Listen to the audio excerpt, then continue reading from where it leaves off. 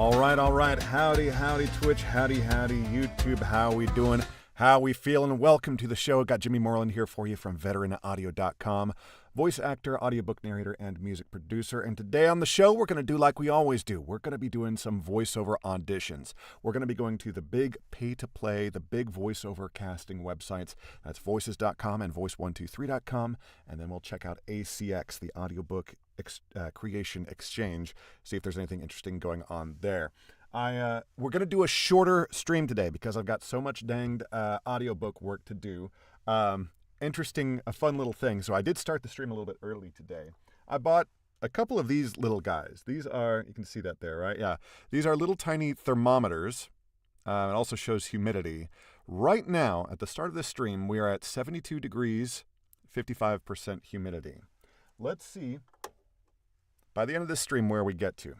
I live up in Maine, and you may think, oh, the frozen wastelands of Maine, like, how sad.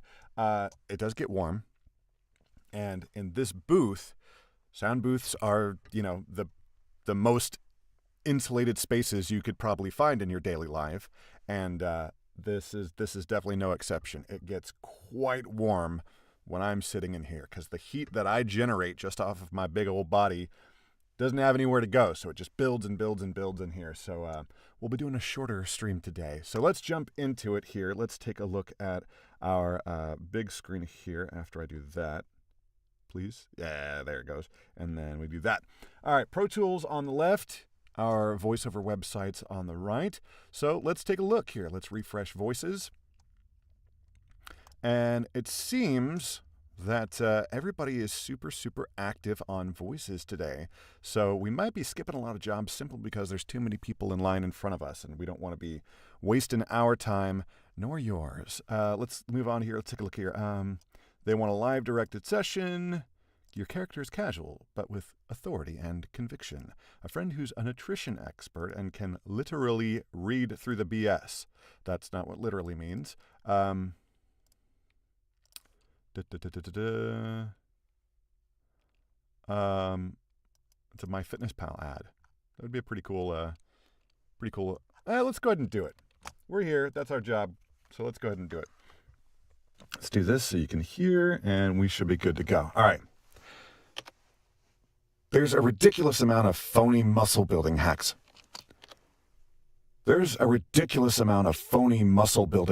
Online. Drink soda before working out. Avoid all online. Our pre-roll isn't long enough. I like a 2-second pre-roll. So when I hit play, it should play 2 seconds. It's online. But there it's only playing about half a second. So it's on the other screen there, but I'm gonna change it to 2 seconds and you'll see the difference here. Phony muscle building hacks online. Much better for doing punch and roll narration. Here we go. Phony muscle building hacks online.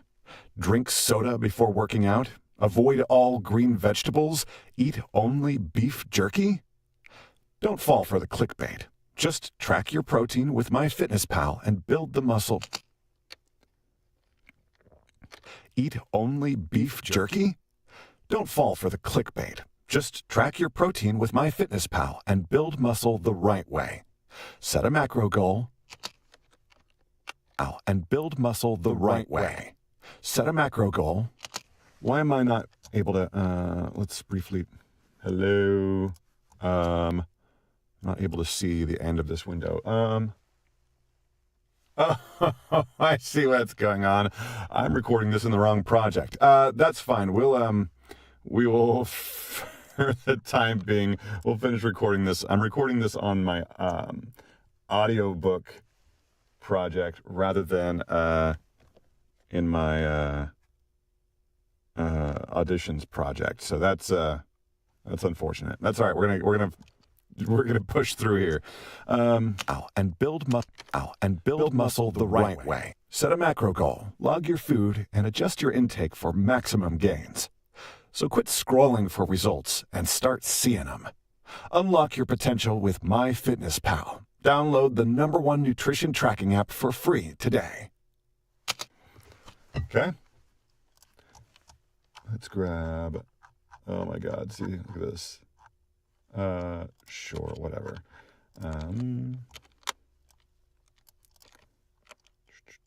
I hope. Yeah, this is whoopsie doopsie. Okay. Build muscle the right way. Set a macro goal. Log your food. All right. Oh, this sucks.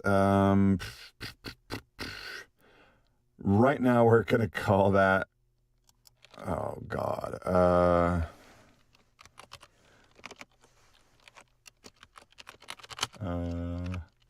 What is this called? MFP, and they call this number what? 4. Okay, right now we're going to bounce it into that folder, and then we will shortly get rid of it with directed session 750.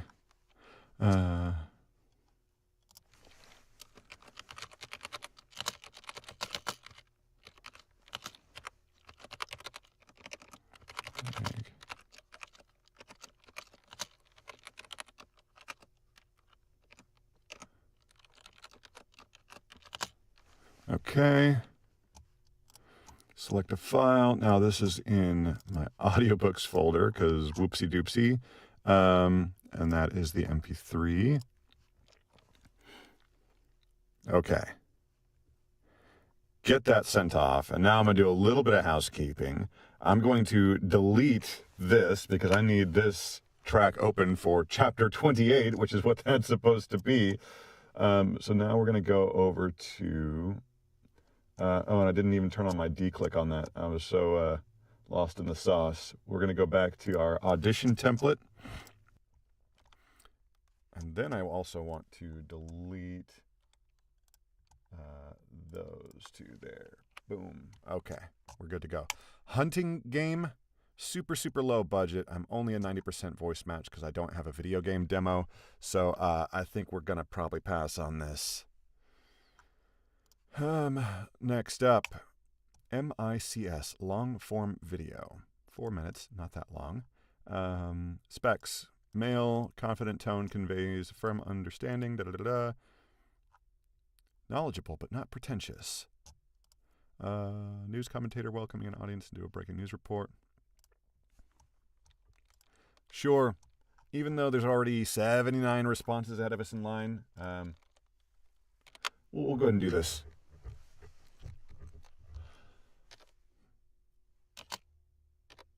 No matter how big or small, businesses are built one transaction at a time.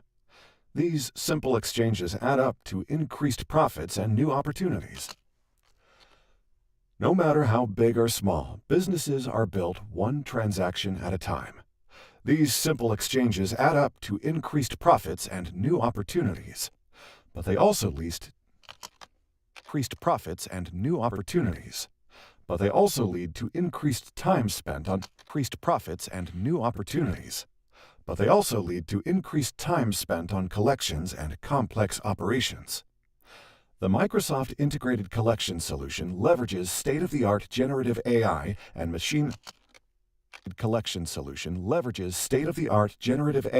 machine learning technology to cure these growing pains, unifying customer service management, accounts receivable, and cash apps on a single platform to streamline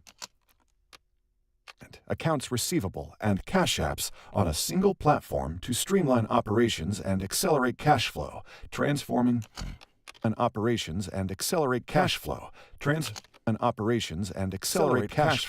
transforming the future of business in the process. Sure. Come up here, copy this little section, and we edit.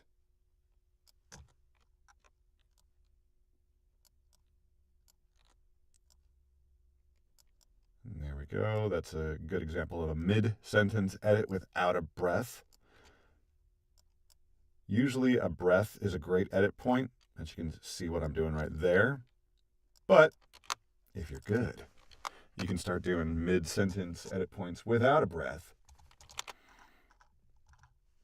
Let's take a look here. MICS long form. Reply. They want to direct the session. Sure. And now we have to go back to our please. Thank you. Ooh, my balls. So my boomer neighbor, who is a recurring character on this live stream, he's been going wild this morning with the lawn care. So if he starts it up again, we might have to really cut this stream short. So here's a spot. This is only a 80% voice match because this client has incorrectly categorized this job as animation. This is not going to be an animation job. Let's look at the copy. AI is revolutionizing business, offering significant advantages, with 83% of IT executives seeing generative AIs. So this is video narration. That is what this is. Maybe the video is animated, but that does not make it an animation video. This is a major, major flaw in voices.com. And it's got the easiest fix. When the client selects animation, they just need a little pop-up, a little window that says, or a little asterisk with like red text that says, "Are you sure?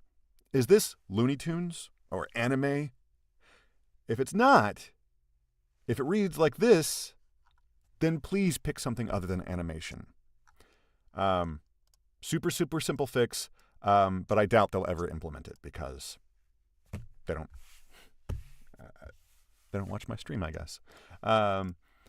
Anyway, now the important thing about this job, these two here that were both posted by the same client here, is this gold badge here right here. Worked together previously. So I see a gold badge for on my end looking at this client. And on the client's end, when I submit my audition, they will see a similar badge when my audition rolls in. So this is a case that even though I'm only an 80% voice match, and even though there are 45 people in line ahead of us, I'm actually going to do this because I've got that badge. That makes me stand out. It makes me much more likely to be listened to. And hopefully this client had a great experience with me working with me last time. And so hopefully they'll go like, hell yeah, let's work with Jimmy again. That was easy. No hassle. Let's go. So that's what we're going to do here. We're going to go ahead and do this job and the other job that they've posted, and maybe we'll get one or both of them. Let's take a look here. Oh, we got to do read more, read more. There's more, but wait. All right. So let's go for it. AI is revolutionizing businesses, offering significant advantages. With 83% of IT executives seeing generative AI as a competitive edge and 85% of companies generative AI as a competitive edge and businesses offering significant advantages. With 80 businesses offering significant advantages. With 83% of IT executives seeing AI businesses offering significant advantages. With 83% of IT executives seeing generative AI as a competitive edge and 85% of companies using I kind of hate all of that. We're going to stick with this original take that we've got here, right here. Of IT executives seeing generative AI as a competitive edge and 85% of companies using pre-trained models to boost innovation. This widespread adoption also brings increased risks. Ricks? Who's Rick? Why are we bringing all this Rick in here? Right. Pre-trained models to boost. Big vehicle passing by. Pre-trained models to boost innovation. This widespread adoption also brings increased risks. Cyber threats are escalating, with breaches taking an average of 277 days to detect and contain. Long sentence there. We're going to cut. Are escalating, with breaches taking an average of 277 days to detect and contain. 71% of organizations reported breaches in AI models last year. These threats can lead to data loss, reputational damage, and business downtime. As attacks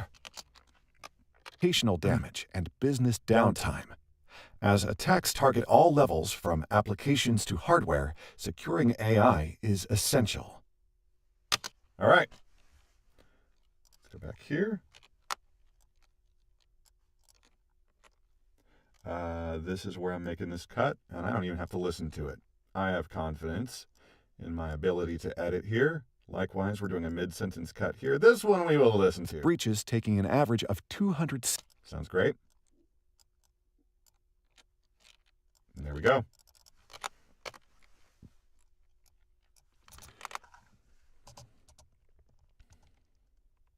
Okay. Intel Tiber Trust Services. Okay. Reply. Here you go. We're going to do my hello again.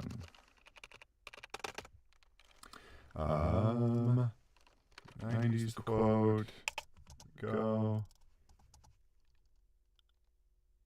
Come on, come on, come on, come on. Holy.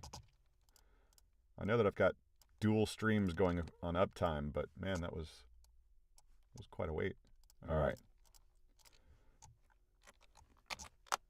All right, let's take a look here. All right, same deal here. I'm basically going to read this the exact same way. In the rapidly changing world of computing technology, security is one of the largest and most pressing issues the industry is facing. Threats to cybersecurity are at an all-pressing issues the industry is facing. Threats to cybersecurity are at an pressing issues the industry is facing. Threats to cybersecurity are at an all-time high. Approximately 93% of existing networks are vulnerable to cyber attacks, which are increasing in frequency by 50% year over year. That's why Intel Tiber is introducing, I'm hoping it's Tiber and not Tiber or Tiber, by 50% year over year. That's why Intel Tiber is introducing by 50% year over year. That's why Intel Tiber is introducing the Transparent Supply Chain, a set of tools, policies, and procedures for Take a bigger breath here. Introducing the Transparent Supply Chain, a set of tools, policies, and procedures for hardware manufacturers that allow companies to verify the authenticity and procedures for hardware manufacturers that allow companies to verify the authenticity and integrity of the hardware, software, and any... Let's do this without a breath. Companies to verify the authenticity and integrity of the hardware, software, and any subsystems they produce. Okay. Back to the beginning here. There we go. Make our cuts. In my opinion, it's important that you get good enough with your edits that you don't have to listen to what you've recorded. For absolute beginners, sure, listen to what you've recorded. And I still will sometimes listen to odd transitions like this one to verify the authenticity and integrity. Sounds great. So for beginners, yeah, absolutely listen to what you've recorded. But as you work toward expert level proficiency,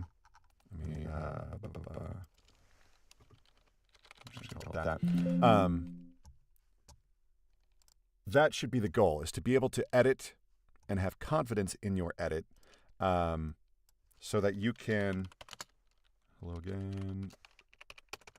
so that you can edit what you've recorded without listening to it. And there are a couple of reasons for that. Number one is speed. Listening to your stuff takes a lot of time, and you need to be fast on the voiceover side of things. The faster you are, obviously that helps you get your jobs in earlier, which makes you more likely to be heard by the client and therefore hired. It also is great just for general efficiency, especially if you're doing any kind of audiobook work. Being fast at editing will make your overall production that much faster. So it's hugely important to be fast if you're doing anything long form like audiobooks or e-learning or whatever. The other reason I feel that it's important to be able to edit specifically voiceover work without listening to it is that if you listen back, you're going to start to nitpick. You're going to start to go, oh, I could have said that one word better, so I'm going to re-record it. And so now you're going to be spending extra work, extra time recording, and then even more extra time listening back and doing more precise edits because now you're punching in rather than doing a long punch and roll. And so the time spent is going to be way longer, and it's not really going to be any better. If clients wanted perfect reads, they would use an AI voice. The little imperfections in your reads are what make you human, and that's what makes you appealing. So, you should be sort of listening and analyzing your performance as you go. If you make an outright mistake, correct it in the moment by using the punch and roll method. That's another argument against the long roll method or the dog clicker method. Because with dog clicker, you're going to have to be listening almost to the whole thing to make sure that your pacing and everything is correct when you're doing your edit.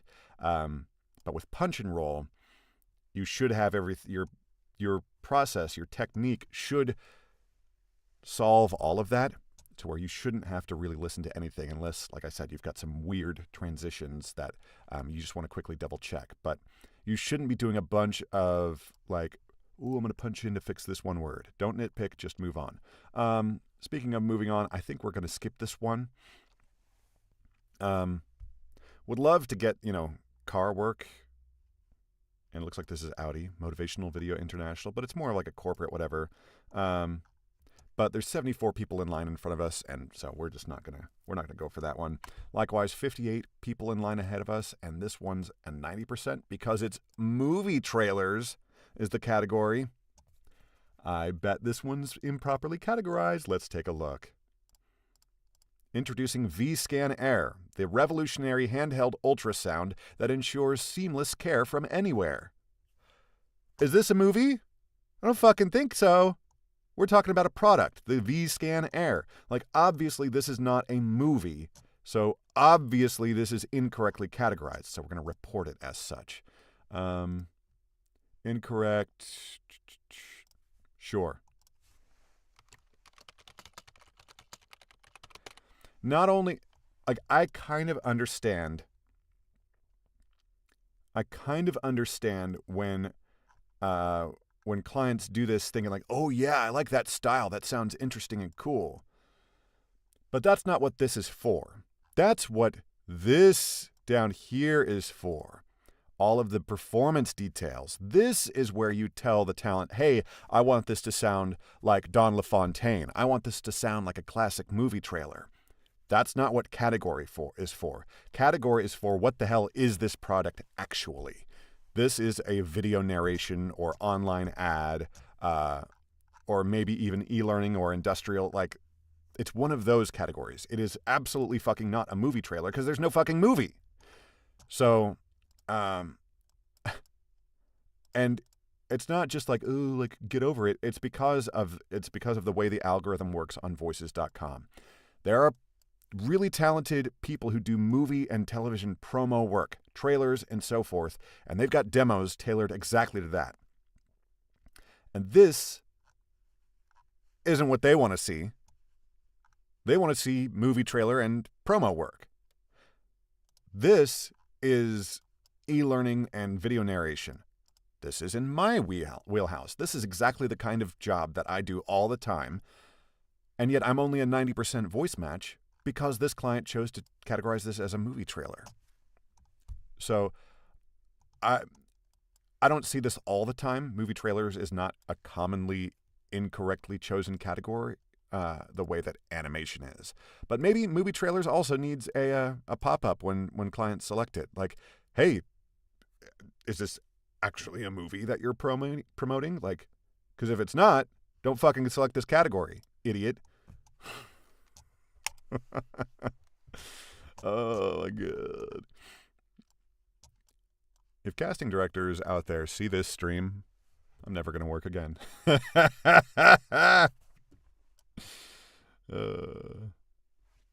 good. All right. A comedic and quirky ad. Comedic online men's shaving commercial. Like, this all sounds fun. I'm sure it's great fun. If men were squares, life would be easy. We could store things right on our flat heads. All types of things.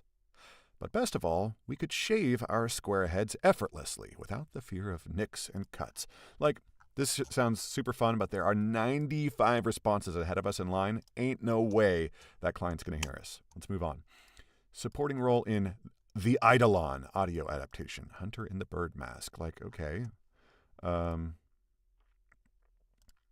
So they want some effects on the voice. The voice should be digitized, so the gender should not be immediately clear. Yet talent should not speak robotically, rather in a taunting manner. You're playing with your food. Voice should be in their early 20s. Well, then how would you know? Please do 2 takes with and without the digitized voice. This could be fun. Trying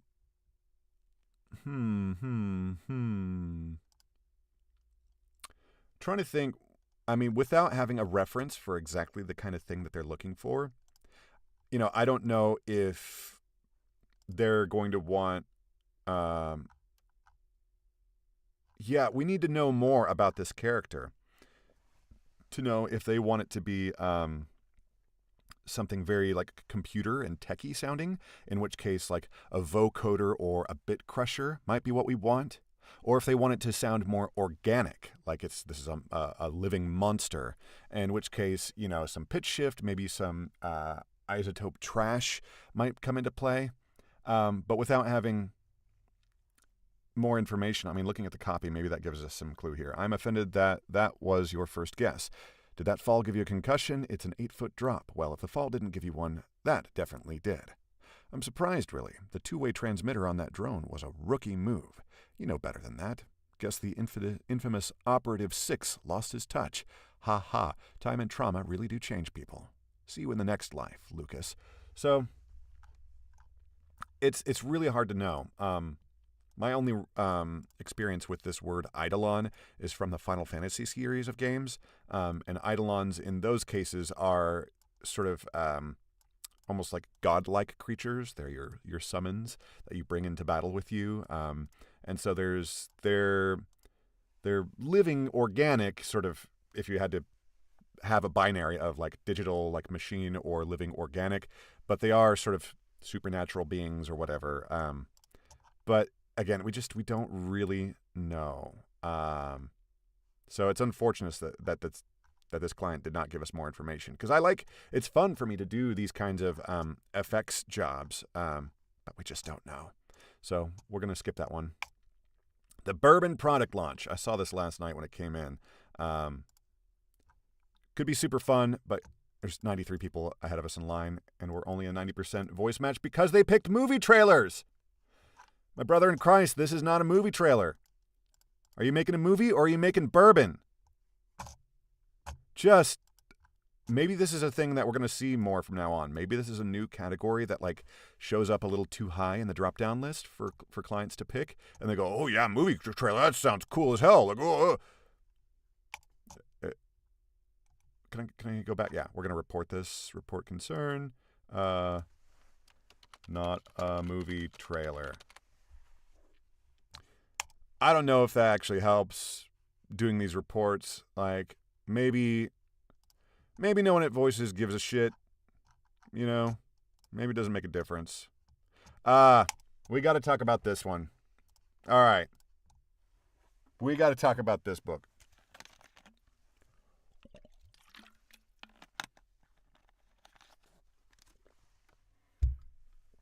Let's talk about it. Ring, The Legend of John Henry. Great story. Would love to hear more. I'm looking for African-American voiceover with specific of Southern accent work on one of my project. It is around 38,000 words. Can you let me know the best price for this? I have around 5 project if you give me best price. Then I am able to continue with other 2 more project on which need a male voiceover.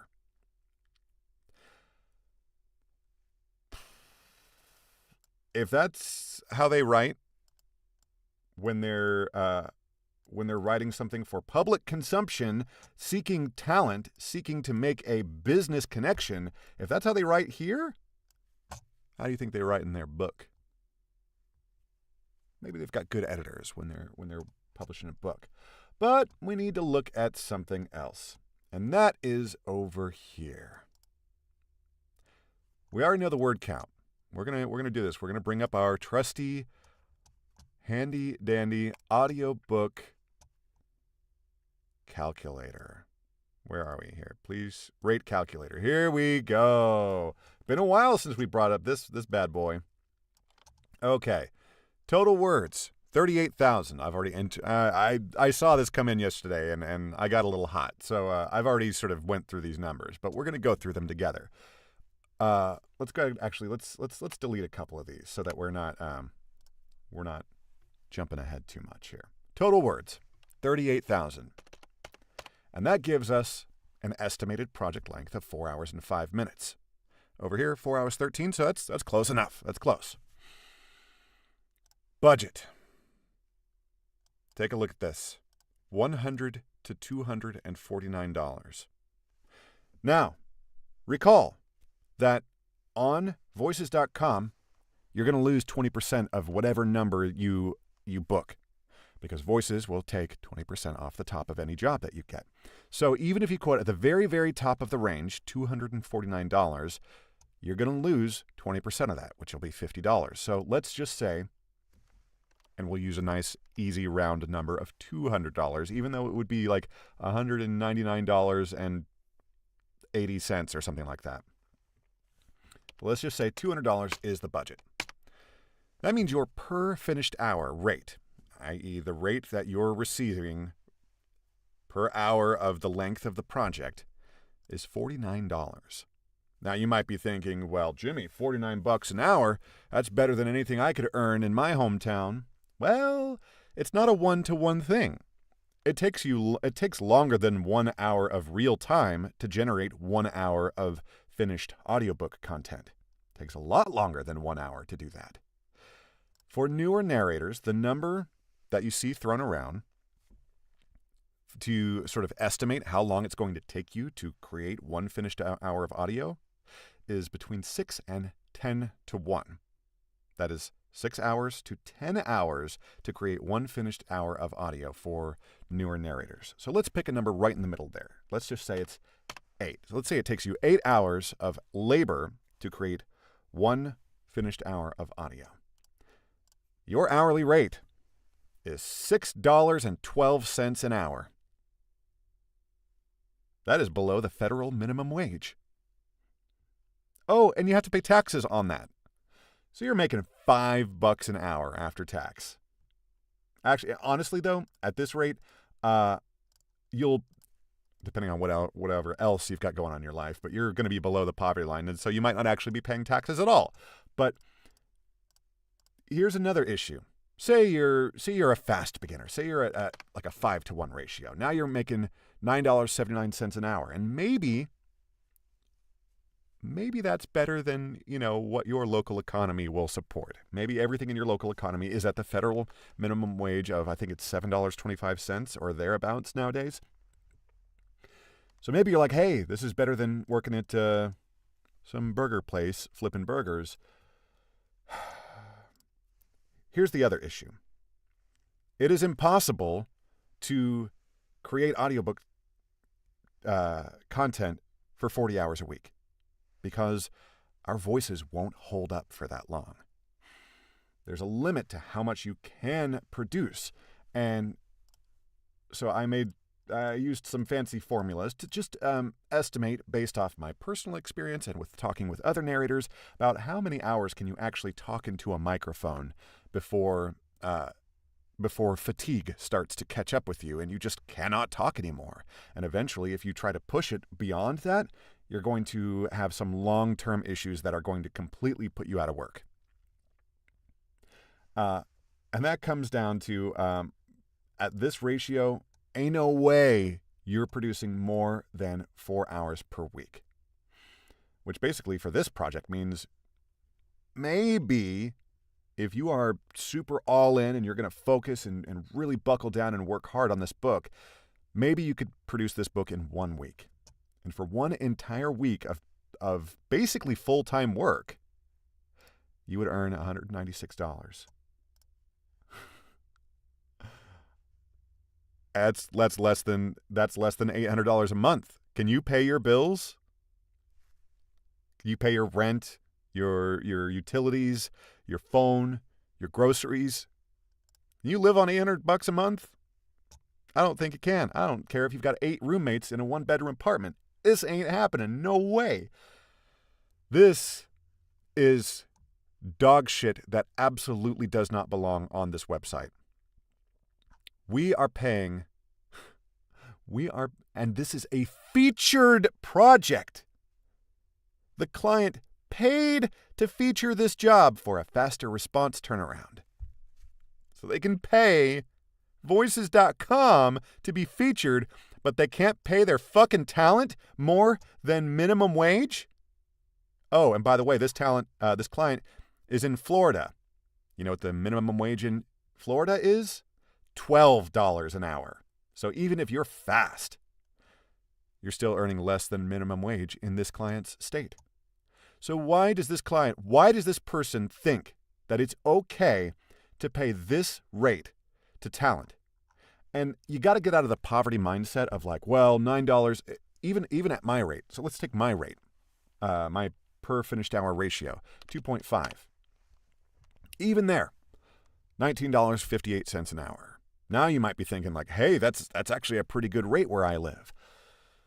That is a poverty mindset, and I absolutely get it. I was very, very poor for a very, very long time, and I'm still like, I don't even know if I would call myself middle class.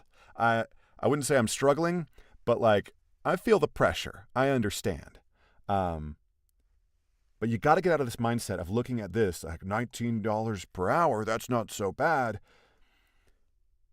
That's fine if you're doing untrained, unskilled work. Audiobook narration is not that. Audiobook narration is an extremely specialized, niche, rare, and valuable skill set. And you should be compensated accordingly, just like you would in any other industry. Just because this is a creative space and you've got sort of direct competition with other people who are racing to the bottom, don't worry about that.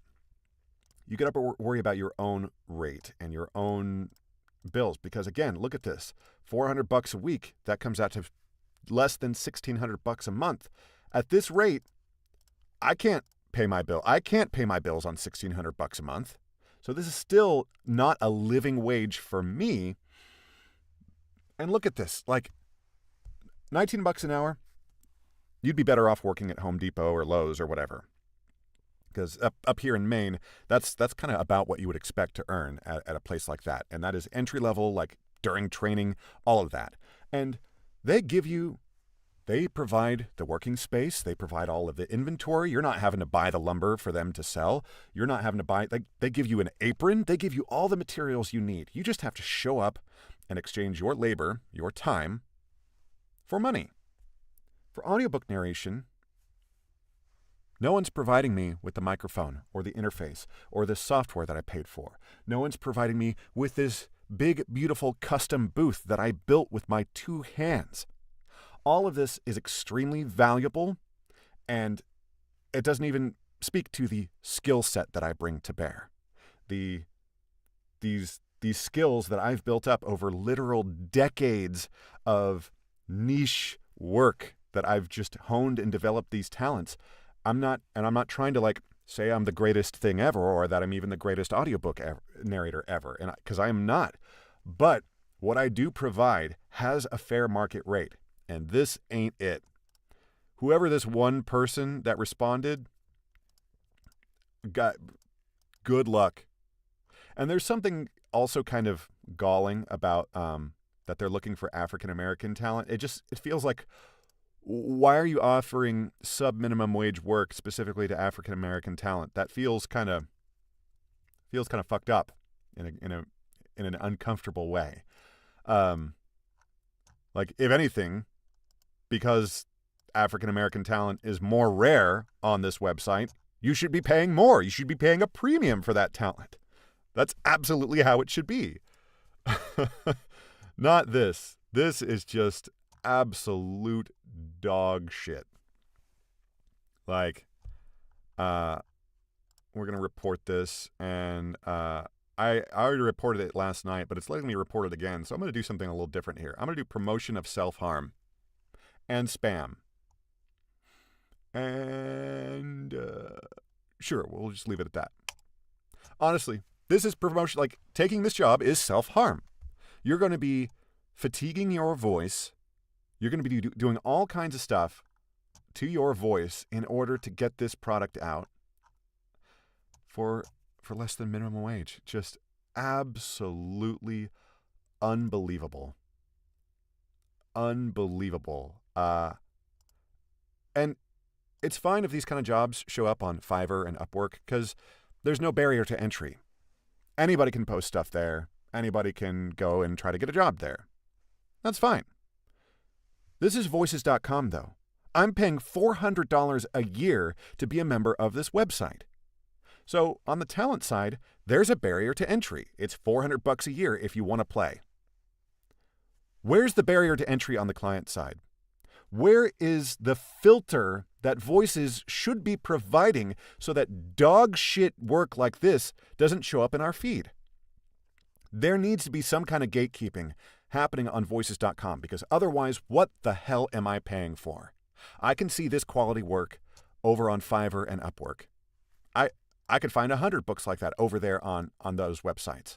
So why the hell am I seeing it on a website that I'm paying $400 a year to use? This is fucking bullshit.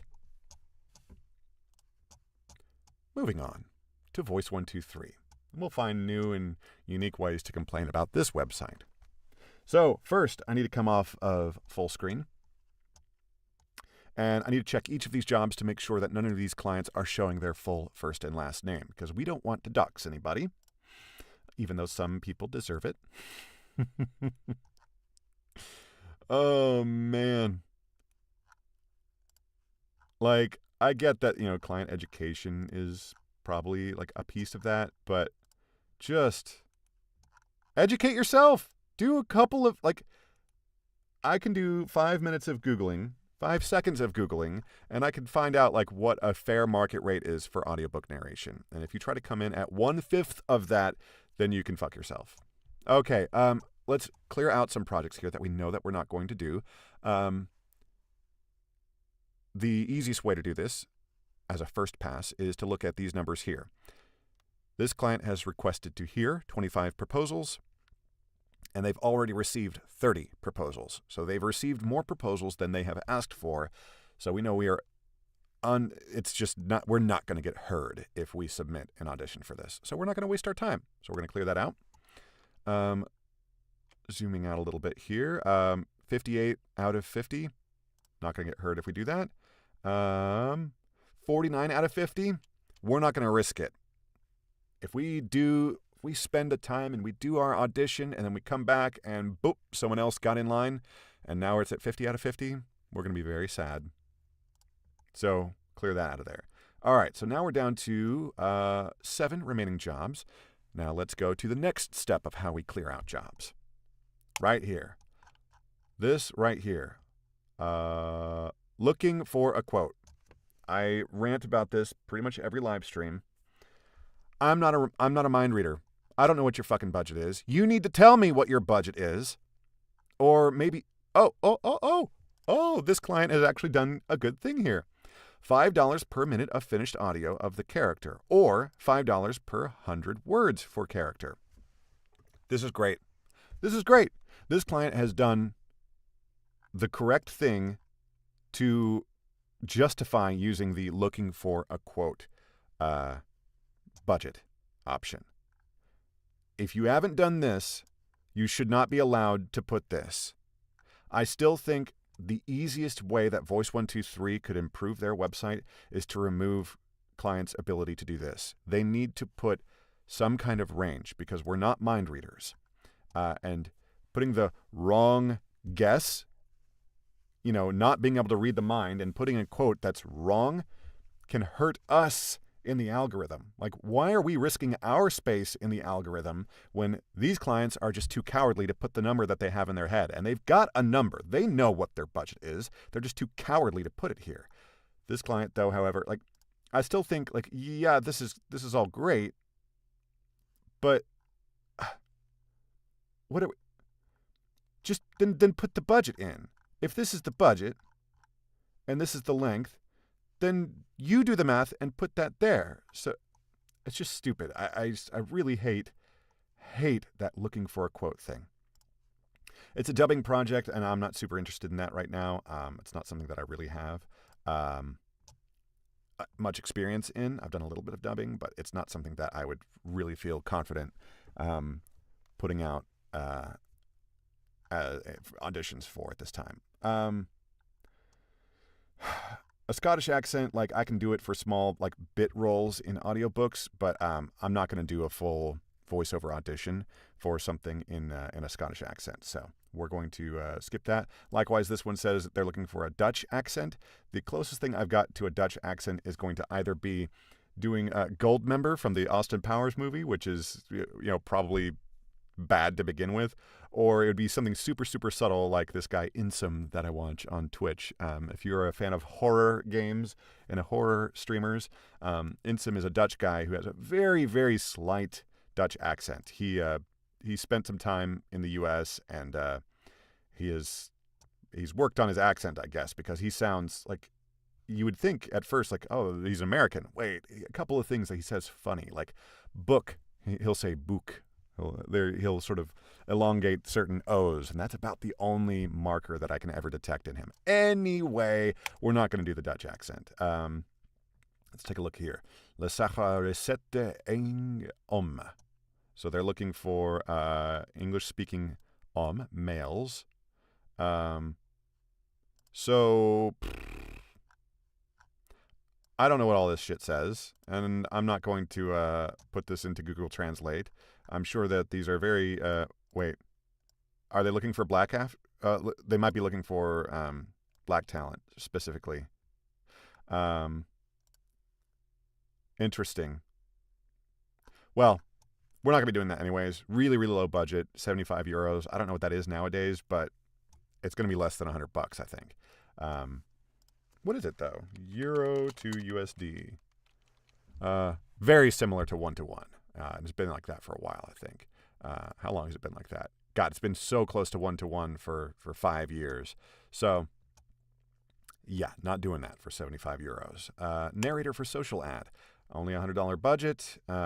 Voice should have a gravitas. Age-wise, probably 55 plus. They really, like, more so, it should feel distinctive and wise.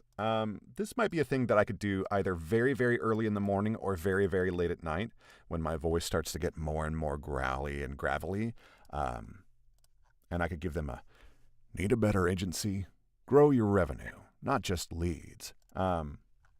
I don't feel like I've got that right now, and so we're going to skip that one here. Mac in the Iceman Cometh. They're looking for... This is so stupid right here. This is another dumb thing that clients do. And I'm not saying that this client is dumb. I'm saying that what they're doing is dumb. Send me related samples. Why would you not want to hear not only any given talent reading your words, but why would you not want an apples-to-apples comparison of all the different talent reading the same words? So you're comparing apples to apples. Same words, same emotions described, like related samples of what? Like no one... See cover page for roll.pdf. What the fuck does that mean? There is no PDF.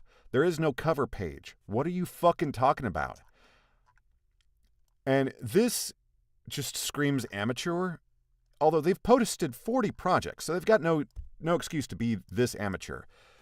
A huge reason that you want a custom audition, which calling it custom audition like implies that makes it special. No, like an audition. It should be assumed that it is going to be custom.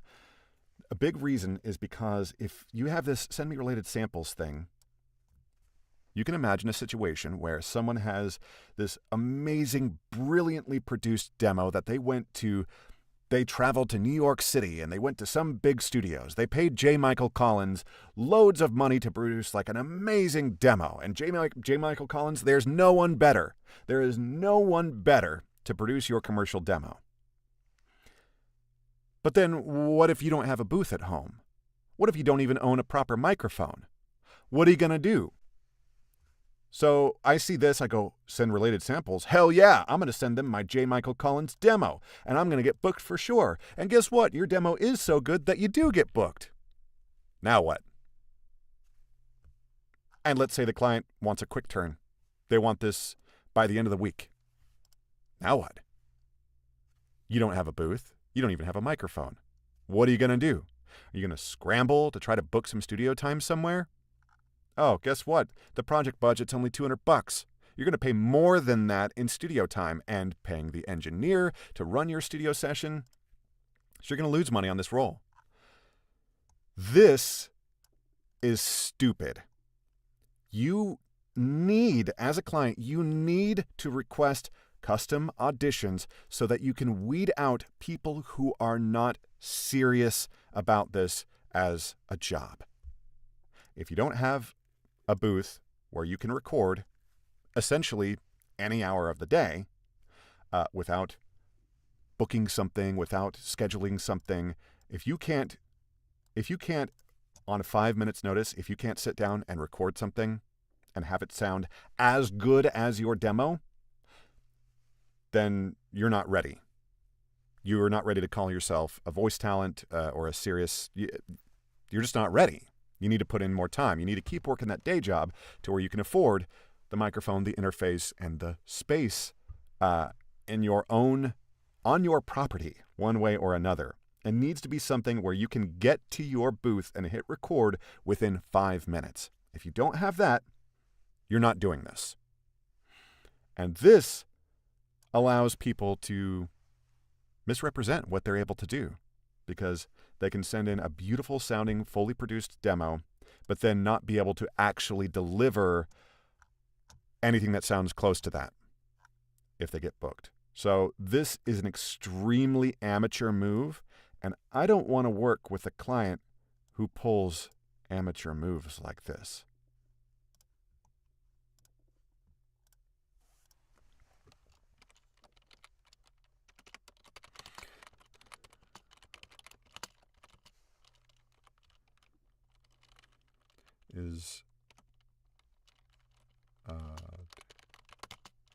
Is a terrible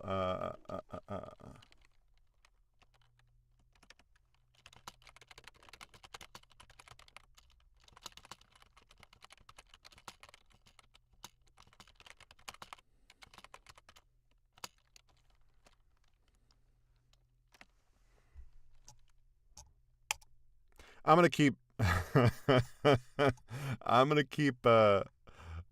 I'm sure my friends and the people at Voice123 are great. They've been nothing but kind and polite and respectful in their emails with me, and I'm kind and polite and respectful to them as well in the emails.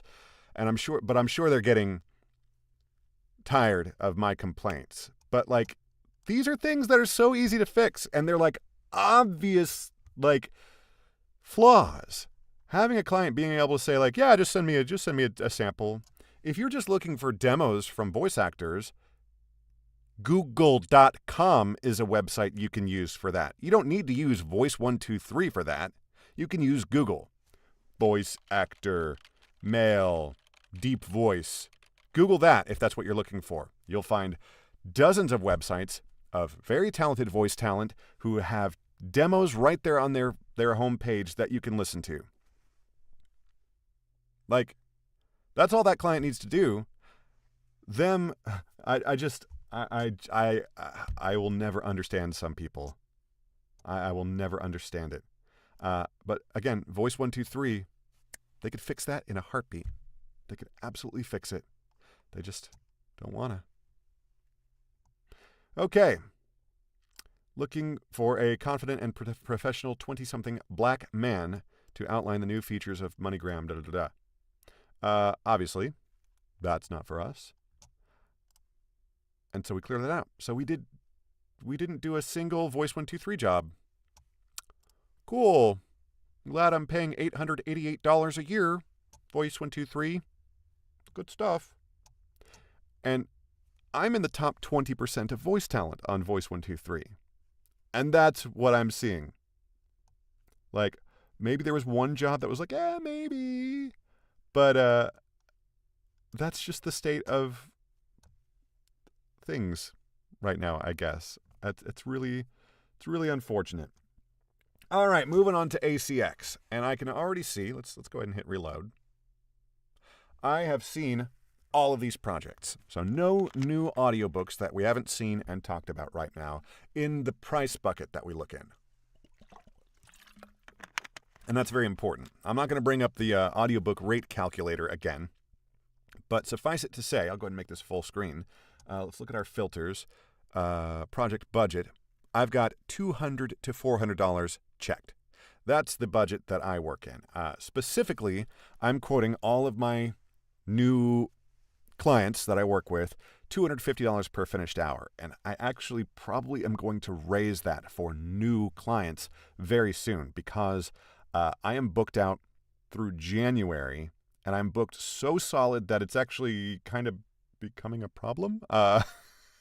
Like there are authors that are like jockeying and cajoling to try to like jump the line here and there, and it's a little bit of a problem. So I think for new clients going forward, I'm gonna have to bump that rate up. I don't feel super happy about bumping up above $300 per finished hour just yet, but maybe I need to bump up to like $280 and just sort of see how that goes. See if I can stay busy at $280 per finished hour. But at $250, man, I am booked.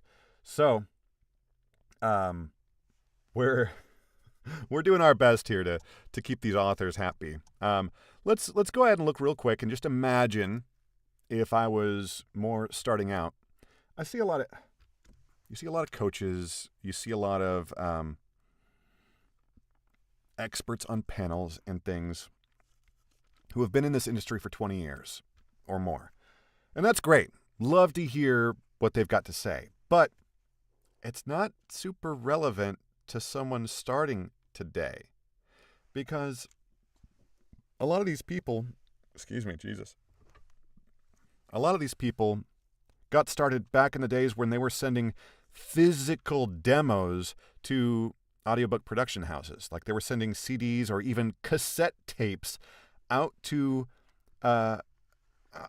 Penguin or Hachette or Blackstone and saying like, hey, like I'm a narrator. Here's my demo. Like you should hire me.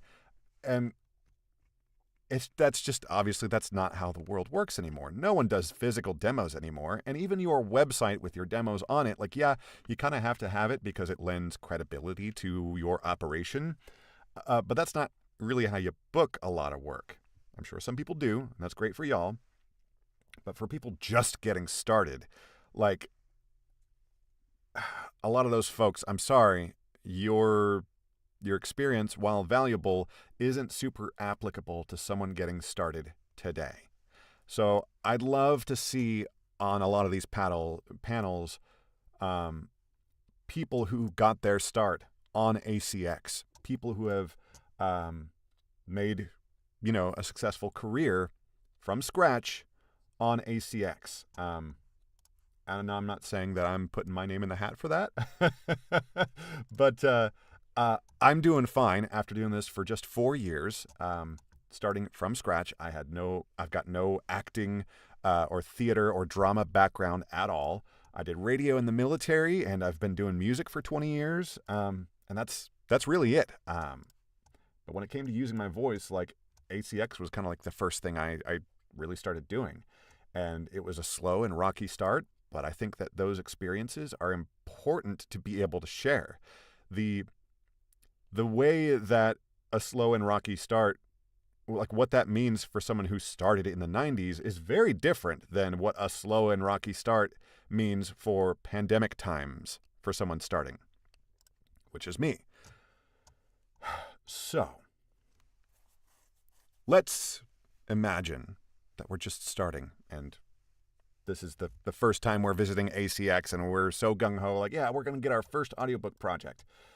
So we're going to look in the royalty share section because that's probably all you're going to get.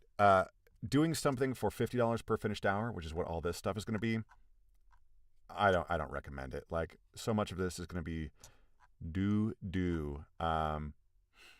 but real quickly, I'll say something that you want to avoid. Anything, I kind of don't like that they show buckets here. Project length, there's no reason that they can't just show the project length. Why is it under 3 hours? Because 2.9 hours is very different from 0.1 hours. And putting those all in the same bucket of just under 3 hours, like, what is this? 1.6 hours. That would be really useful to know without having to open up this thing. Like, basically, rule of thumb, even when you're just starting, you don't want to do stuff under 3 hours. You don't want to be there because those aren't really real projects. Again, maybe for your very, very, very first project. Maybe you just take what you can get. I totally get it. I understand it. And that's kind of fine. When you're looking at, titles to consider, one thing not to consider is stuff like this. Can we please open image in new tab? There we go. This, if you spend enough time on ACX, you will recognize this template, this cover with this background and this gold stripe here, this font. Like, look at all this. You can't fucking read it. It's just a big block of all caps with so you don't want to do stuff like this. Anything where the cover is just a template that someone has just like blah, blah, blah. I have a sneaking suspicion that maybe this is an AI generated book to begin with. They haven't put any effort or thought really into the cover of the book. So how much effort and thought do you think that they've put into the text of the book? Any job that you get in this at this price range, the $50 to $100, by and large, these are going to be bad.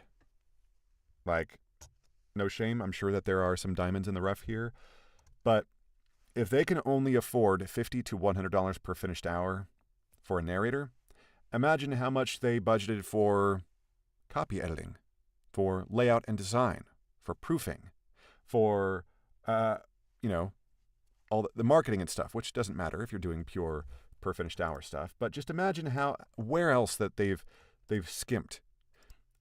How much money do you think they've spent on professional development as a writer, on creative coaches and writing workshops and things like that?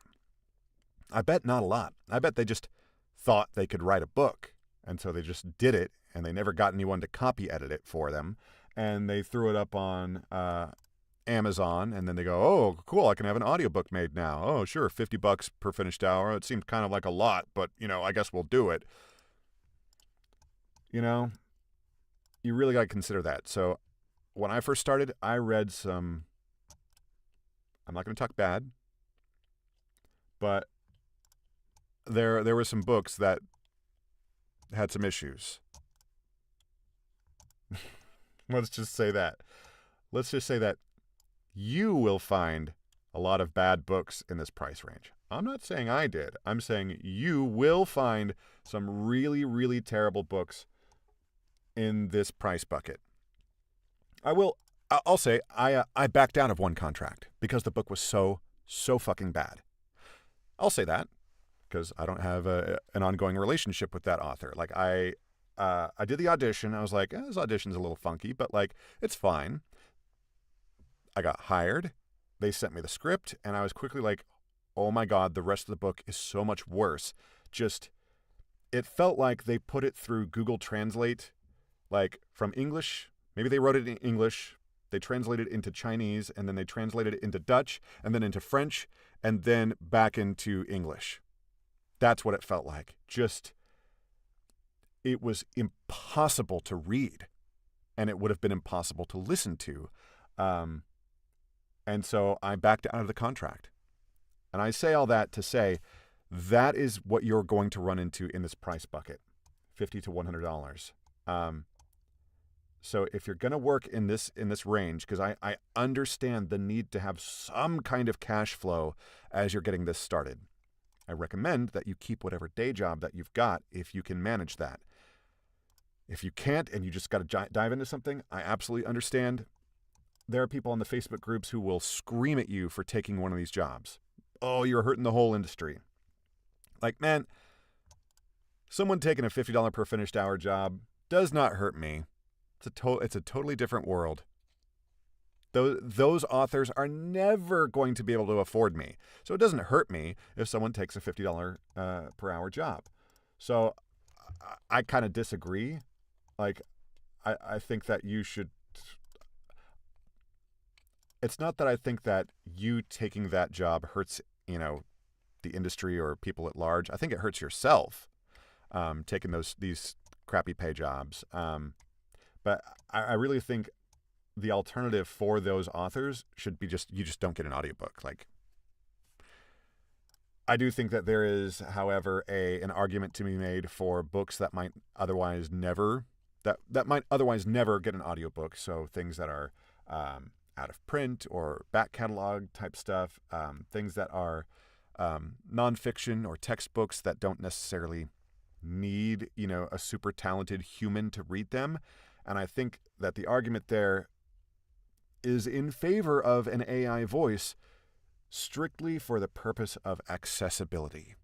For people who are sightless and who can't afford, braille print stuff, because that stuff's expensive because it's all small run. I think that, as sad as it is for anyone to have to sit and listen to an AI voice, if you are sightless, and that's the only way for you to consume that media, well, then I'd rather those folks have an option than not. So I think that's where I think that a lot of these, like, God, prayers for difficult times for men when you don't know what to pray. All right, sure, I'm sure someone out there is going to do a great job on this audiobook, but like, I don't know, maybe an AI voice is fine for something like that.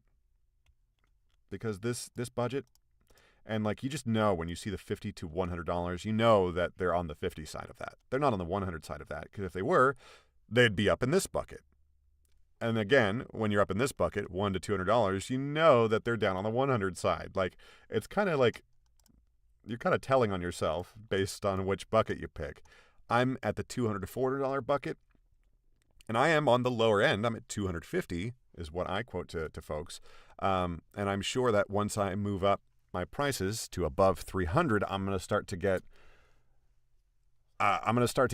people, authors that maybe back out. They get scared because they were expecting something with a 2 as the first number, and when they hear a 3 as the first number, they might like, oh, I haven't budgeted for that. Oh, this ruins everything. And so maybe I'll lose some business. I don't know, but at this point in my career, I can afford to lose some business. Let's look more at the royalty shares, though. It's important to, we're going to do results on page 100. We're going to quickly scroll through here. And we're going to end the stream here very soon because I need to get to work on my audiobooks. But so we're looking here. We've got royalty share. We've got, I think, every genre is selected, even though I am constantly unchecking the erotica genre, but whatever. So we're looking at royalty share. You can look at royalty share plus too, but the plus is never great. The plus is like you're lucky if it's $50 per finished hour. But if you can get those, the royalty share plus is a plus. That's great. You've got a guaranteed cash payment up front, and then you've got the prospect of maybe some royalties coming through. The royalty share, it's a gamble for everyone involved. Royalty share is something that authors do because they don't have any cash right now. And you've got to consider that they probably don't expect their book to sell 1 billion copies. Because if they did expect that, then why would they share those royalties with some random narrator? So you have to find that sort of perfect, you want to find, that perfect, like right in that area of like, it's a gamble. But again, these authors are also likely taking a gamble on you as a narrator, because if you are a new narrator, if this is your very first project and it's royalty share, well, then that author, that rights holder, is taking a gamble on you. They don't know if you're going to be able to do the whole project or that you're going to be able to do it in the time that you say that you're going to do it. And honestly, if this is your first book, you don't know that either. You don't know if you're going to be able to stick to schedule. You don't know if your voice is going to hold up after 2 hours of narrating. So it's a gamble for everybody, and I think that's sort of the purpose that royalty share serves. Royalty share is a good place to gamble on a couple of titles as you start to build your skill set, build your portfolio, and then go from there. But as we're looking for, as you're looking for royalty share, here's a couple quick tips. Nothing too short. Under 3 hours, don't do it. Don't do it. This should be a pamphlet. This should be a podcast. It should not be an audiobook. So this, don't do this. In fact, I bet it's way 2.8 hours. Actually, pretty close. But still, that's a podcast. That's not an audiobook. I don't recommend doing stuff like that. It also is pretty clearly, well, I don't know. It might be a template. In fact, okay. We're going to get to a couple other things here. The other thing, obviously you don't want to do a thing too short because it's not going to seem like you've done any real work on your portfolio. Oh, I've done 10 books. Really? They're all 30 minutes. So you've basically done one book. Likewise, don't do anything too long for royalty share. That's a ton, over 10 hours. That is a ton of time. 22 hours. That is so much time to invest as a narrator on a gamble. You don't know if this is going to sell 10 copies. And you're going to feel very, very sad for having done probably over 100 hours of work for basically $0. So don't do a super, super long project for royalty share. Next thing, judge the book by its cover. Look and see if it's, some kind of bullshit template like this right here. You'll see this template constantly. You'll always see this background with just simple text over it. This text does not seem to have a drop shadow. Maybe it has a tiny one, and then a drop shadow on this. Like you'll see this all the time. That you don't want to do that. That's not something you want to do. Be aware and start to be wary of AI art on titles, because if they're using AI art on the title,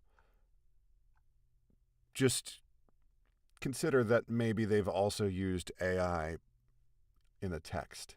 And narrating AI text, there's no worse hell I can imagine. Like covers, they matter. They really do matter. I'm curious about this. Actually, let's just open this a new tab. See, this screams AI to me. Like if we had a higher res, maybe we could go in and start counting fingers and stuff. But this screams like maybe this is AI, but maybe it's not. This text here is nothing. Just it's something to consider. So maybe don't do stuff that's AI. On this note, if you're going to do kid stories, you can ignore the note about being under 3 hours. Children's books are a totally different world in the world of audiobooks, and so you can throw that one thing totally out the window. Let's take a look here. Things that are like simple how-tos. It's time for you to grow. Tips and strategies you need to increase sales and grow your business. There are genuine like self-help and business and finance type books. There are genuine titles out there that are worth doing. I've done several of them myself.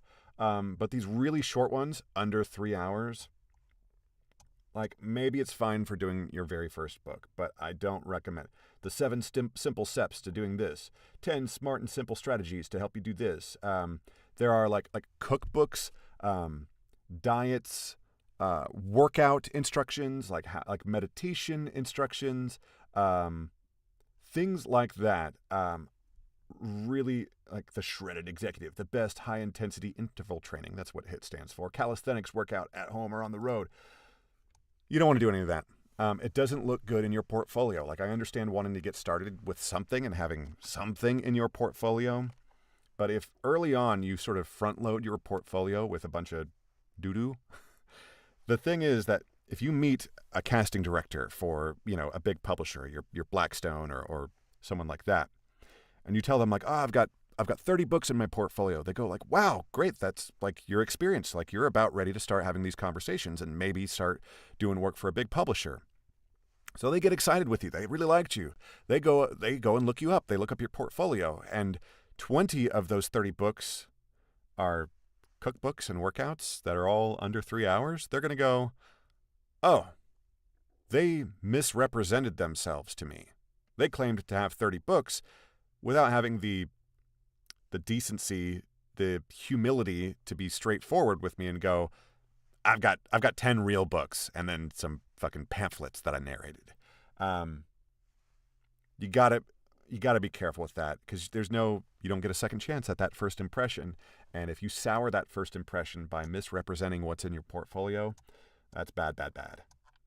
So, something like this just strikes me immediately. Like, this might be a great title here. It's short, but not so short that it doesn't feel real. Let's see here. It's been out for a while and it's got no ratings. Let's look actually here. Does it have any ratings on Amazon itself?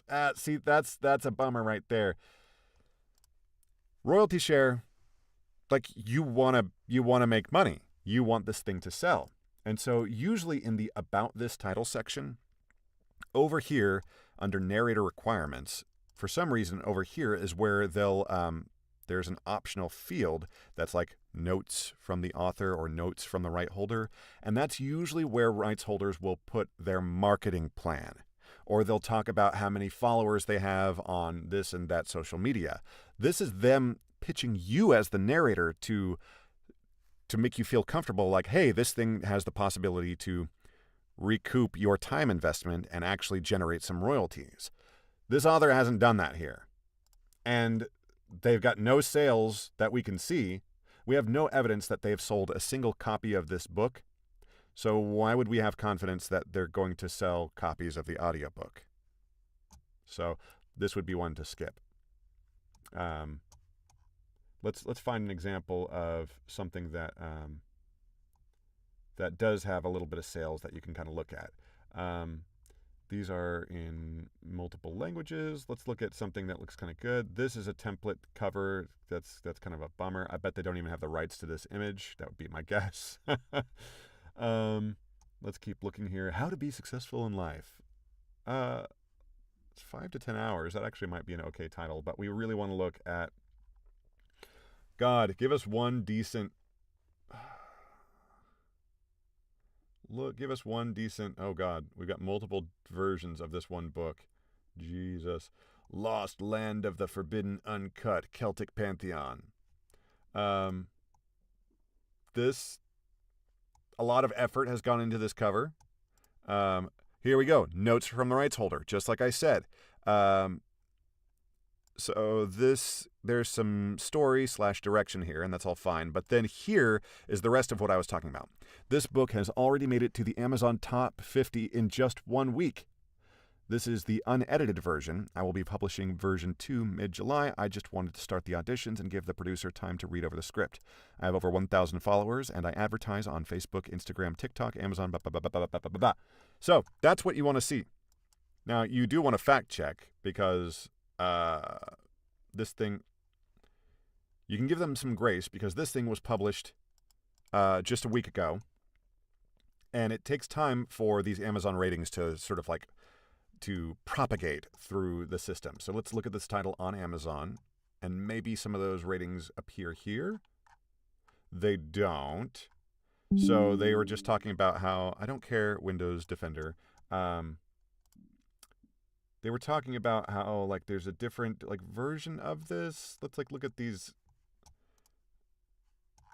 I mean, I guess it's kind of up to you if you want to take them at their word that they're top 50. Like, because all I'm seeing are these ranks in the thousands, which is not bad, actually. It's really not so bad. And likewise, these ranks. So you'd want to do a little bit of due diligence and make sure, like, hey, is this thing actually gonna sell? Authors and rights holders can see different things in their dashboard than we as consumers can see. So maybe they've got more up-to-date information than is publicly available. I wish we could see a little bit more about, like, oh, how many did this or that book sell? But that's the kind of thing that publishers really, really keep a close hold on, and they would get super, super pissed if ACX ever let that stuff be public. This might be a project worth doing. They've given you some kind of insight and assurance that maybe that this thing will actually sell. So if you are if you are from Northern Ireland, or if you can do that accent and comfortably live in that accent for a whole book, 3.5 hours is a bit short, but that's kind of in the sweet spot of not such a huge investment of your time and labor, but not so short that it seems like it's not a real title. And it seems like this author is going to keep doing work. They've got other books and stuff like that. So if this does well, it might be a whole series that you could do, and that might be a nice thing. Series are great to get, obviously. It's more work, and if it's royalty share that's doing well, then typically if someone reads book 1, they're probably going to read book 2 and 3 and 4. So it's sort of like a force multiplier in the royalty share world. So I'd say, yeah, if you're a brand new narrator and this accent applies to you, then maybe this would be a good project to do. And I think we're probably gonna call it there. We'll quickly scroll through here and see if we find anything truly just hilarious. Here's a picture of the book as the art. That's and they're also, like, they're specifically not supposed to do this. They're not supposed to show, like, this. What are we doing here? Like, I get it that this is a box set. I do not recommend narrating a box set. Narrate the books individually, and then the box set is something that happens, I think, on the, like, Amazon side of things. Like, I don't think that it's like a new audiobook product, or if it is, it's something that it's all post work. Maybe there's a new foreword or something like that you can narrate, but it should be like, here are the audiobooks. Let's bundle them and sell them as a 3-pack. But, like, bundling them and selling them as one new audiobook product, I don't know. There are rules. ACX has pages where it'll talk about, like, how to handle box sets. I haven't had to handle that yet. I might actually have to soon, though. I'm narrating book 10 of a series, and the original plan was for it to be a 10-book series. I think the author might have gotten a little bit more ambitious in recent years, and I think it might extend beyond 10 books. But if it does stop at 10, then maybe I'll have to figure out this whole box set thing. All right. That, I think, is going to wrap it up for the stream. We've done a lot of complaining, a lot of yelling at voices in Voice123, and that's okay. It all serves as good warm-up, because now I'm going to do some audiobook work, and I'm nice and warmed up. I'm fired up. I'm ready to go. We do have to check, though, the temperature. Let's see what it is. 77 degrees. I believe when we started this stream about an hour and a half ago, I think it was 72 is what we talked about. So, and the humidity has gone up, too. It was 55% humidity when we started, and now it's 62% humidity. So right there, it shows you that it's no joke. So I'm going to take a nice long break, maybe get some food, let this room air out a little bit, let the temperature and the humidity drop a little bit, and then I'm going to come and do hours and hours and hours of audiobook work, because that is the life. And I hope that you've enjoyed our time together. Hit me with a follow, a subscribe, a like, whatever you got. If you want to give me money in exchange for saying words for your company, product, or service, head over to veteranaudio.com. You can find my contact information there, and you can find links, and you can listen to my demos and hear what I sound like fully produced. All that good stuff is right over there on the website. Or you can just engage with me here. I'll do business through Twitch or YouTube. Absolutely.